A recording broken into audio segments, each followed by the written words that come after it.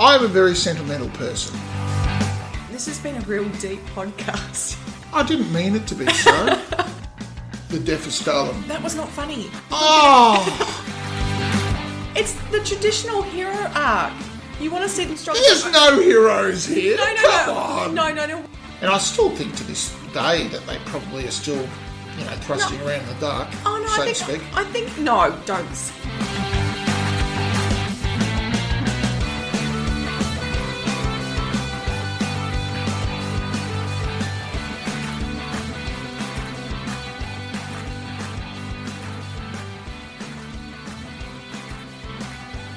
G'day guys, how are we? G'day. We are all here, ready and fully accounted for. Can you say all when it's only two people? I mean, just to throw that out there. Well, it is the entire sum of the cast. I know, but saying all makes it sound like there's more people here, where if you say both of us are here... Are you accusing me of being more grandiose than I would normally be? Never.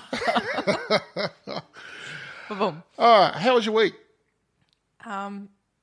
No, You had to think about it? Okay. Well, it's pretty average, I think.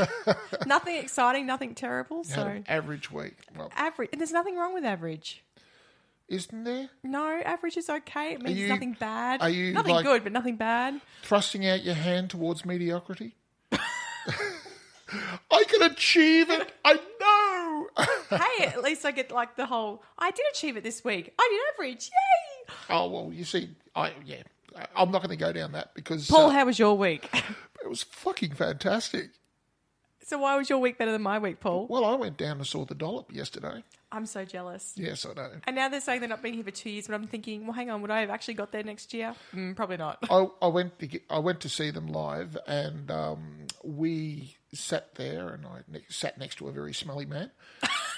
And other than that, I drive garbage trucks. I am the person. You were set. I have a certain resistance towards the occasional BO waft, But this man was on fire, or would be if somebody lit a match next to him. I mean, he was putting off a complete pong. It was quite off. Maybe he'd been waiting for ages. He was that excited. Maybe he shat himself. I don't know, because he was bloody rank. But they were very good. Well, that's good. Hopefully now you'll be so much better for being in a live podcast, and you can bring it back to our podcast and anything you've learned from the experience. And I went down and I saw Stewie and I saw Derek, and they gave me lots of feedback. Positive? Negative? It was around their head and shoulders mainly, with very large planks. So yeah, they were letting me have it with both barrels. Oh, that's a bit sad. Oh no, it's not. It's fine. I just sat there and I thought, who are these people? Your best buddies. Come on. No, look, they put up some valid points, but the thing is... Do you stand by what you said? Absolutely. Yeah. No, well, I was expecting him to kind of change my mind, but it didn't. It just reinforced in my mind for the most part that it's important. You know how I have a slightly weird, what is the word for it? I don't know. There's lots of hand movements. A slightly obtuse way of scoring. Yes. Yes, and some people struggle with that, including Stewie and Derek. But look, essentially, I hold to it because whereas you will sit and you'll gauge how to score a film judged on how much you like it, I have very specific taste when it comes to movies. And basically, if I did it the way you do it, then... Life would make sense?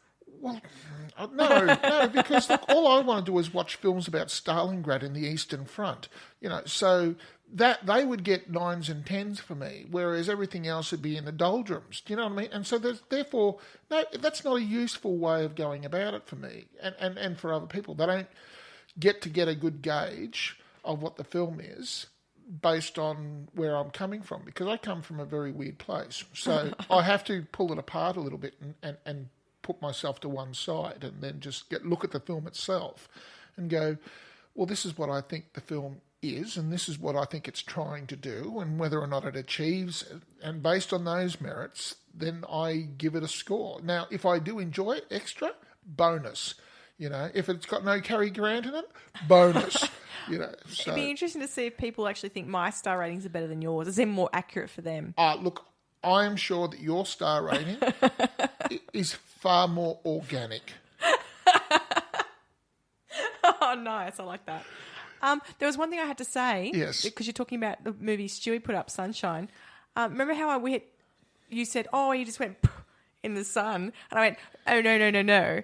He went because he got frozen and the thing came around, swung around and broke him up into bits. Yep. And you went, oh, okay. I actually went back and looked at it. Mm-hmm. So he does have the bit come around. This actually came up in conversation as well, but go on. Should I continue speaking? No, by all means, because everybody else was not at the conversation. So okay, yeah. well, what I was saying was I went back and had a look. Yes. And he does get knocked, and most of his torso and arm break up into frozen. But that's parts. a close-up and scene. then he goes. Poof. That's right. So actually, both things happen. So I was wrong in the fact that I said it didn't happen, but then you were wrong also because you said that didn't happen. So Excuse me. I was very specific, and you can go back and listen to it because I know I have. Well, I want to apologise because it was actually both things. No. So what was the conversation? No. No, I want to know what the conversation was. I want to clear my name. I want it to be known that I was very specific, and I said, look, I'm just talking about the long shot. And that's what I was referring to. Just watching him drift across. I didn't realise that you were just referring to the long shot. I was just referring to the long shot. And I did say it was actually both. Yes. No, I just said I'm referring to the long shot here. So what was the conversation? Well, I found out what, in fact, is so awesome about Sunshine, apparently.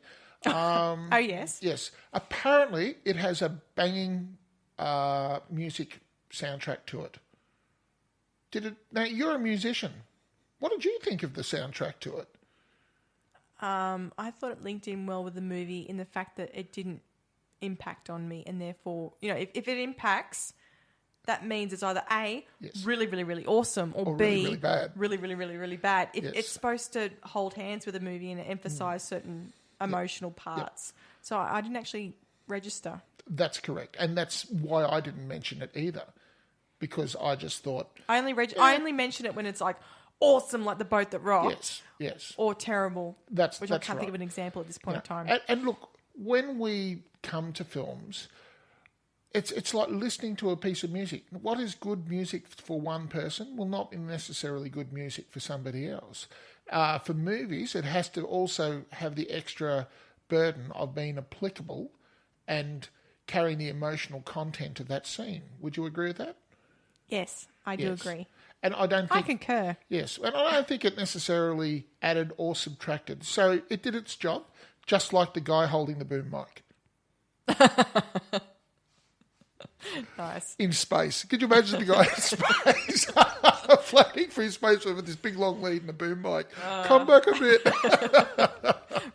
Retake on that. Oh, dear. Anyway. Okay. So this week we looked at a movie put up by Vanessa. It was Vanessa's birthday today. Happy birthday to you. Which is actually not today when it's coming out. So yeah, it'll be Sunday when it comes out, yeah. Yeah, so it's Saturday. So it's Vanessa's birthday. Happy birthday, Vanessa. Happy birthday to Vanessa. Happy birthday to you. Oh, wow. Okay. You see, most people would be embarrassed to do that, whereas I couldn't give a shit. It's fine. Well, do I know Vanessa? I don't know. Have I met her? I don't think so. No. Hi, Vanessa. You don't know me. That's why I'm singing to you. My husband teaches her daughter piano, and she also cuts my son's hair.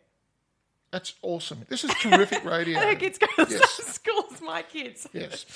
And she's awesome. Very well cool. done, awesome Vanessa. Yep. Okay. Anyway, Vanessa put up Dogma. Yay! Yay! That's got it. I got it. It's all good. Yep. Sorry, twiddling knobs. I love that. Yes. Yay, yay, yay, yay. Yeah. We're not talking about Sunshine now. Oh, sorry. But yes, Vanessa put up Dogma. Mm-hmm. And so should I do like a synopsis? By all means. So a Catholic woman who is questioning her faith is called upon to save... Can I just say a surly Catholic woman? Yes, you can add that. Yes. Adjective.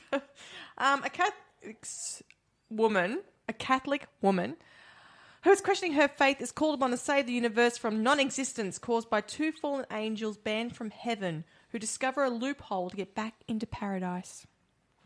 Very good. So, just out of curiosity, before we launch into this, Yes. pray tell me. Gosh. See what I did that? Yeah, I saw. Pray tell me, what research did you do about Catholicism? None. None. Excellent. Okay. All right. Did everybody hear that? So if Pip says something that's just completely ludicrous, please understand. Oh, God. No, well, some people, apparently religion is important to some people. Okay. So let's just back this train up. Yeah. So let's just put in our prejudices and our disclaimers before we start. I'm an atheist. Yes. And you're a... I am an apostate. Whoa. Do you know what an apostate is? Oh, I was going to say something else, but what's an apostate, Paul? An apostate is simply someone who has stopped believing. Okay. Now, in certain religions, like I think it's one of the worst crimes you can be. In Muslim doctrine, an apostate is far worse than an atheist because they did better. believe and they were caught. There are a few religions that think that. Yes, so if you would get the ire of somebody from Eastern cultures a lot quicker than if you were just brought up as an atheist. You'd basically be branded as. I think that runs across. Catholics tend not to worry about that because they're losing people hand over fist now anyway. I don't know. My nan tells me that she was a Catholic. How many years ago? Before they started finding out about all the child sex offences and stuff like that? No. She was like, her children went to a Catholic. So my mum went to a Catholic school. Yeah. And but then of course, things happen, and you just. That's it. That's right. It's come across when this film was made, and I believe it was 90. What was the actual year? 1999. 1999. Now, there was not a single mention towards Catholicism copying. Well, they've been worldwide. They've been caught up in numerous. There was none of that was brought into the film. No, that's right. And so it's like complete. We know nothing, Sergeant Schultz kind of thing. I think that's not what they're trying to bring up in this film. No, I know, but I'm saying then... that wasn't the topic. It wasn't the topic, but it was certainly out and about in 1999. Yes, but also I think Kevin Smith, who's the writer-director of this, actually wrote this a while ago before this happened. Plus, he's a religious fellow himself. Right. So if someone who's that way inclined is not going to totally... bag out their religion in film format. Like climate change deniers. Yes. Okay. Now, moving right along, we start off the film with two angels that have been living on Earth for a very long time. Bartleby and Loki. I find it funny that they've used like a Norse god. As in, so they're not following specific information that would have been found. As in, he's being a bit I wouldn't say blasé, but as in, I'm going to make it up because it is a story. I can take liberties. I can do what I like, sort of thing. Okay, I'm pretty sure that the names would have been very properly referenced, and that they weren't using Norse gods as such. But was there a Catholic angel called Loki? It's entirely possible. Who was the didn't you research God's? Who was Didn't God's you hand? Go off and find out? Yes, I can. What I'm saying is, I don't believe Loki was the God's hand of discipline, sort of thing. Well, as far as it comes to angels, the only one that I can remember is Michael, who was like he was the archangel, which is what Loki is. But what I'm saying is, he's taken liberties. It's not following a specific storyline from the Bible.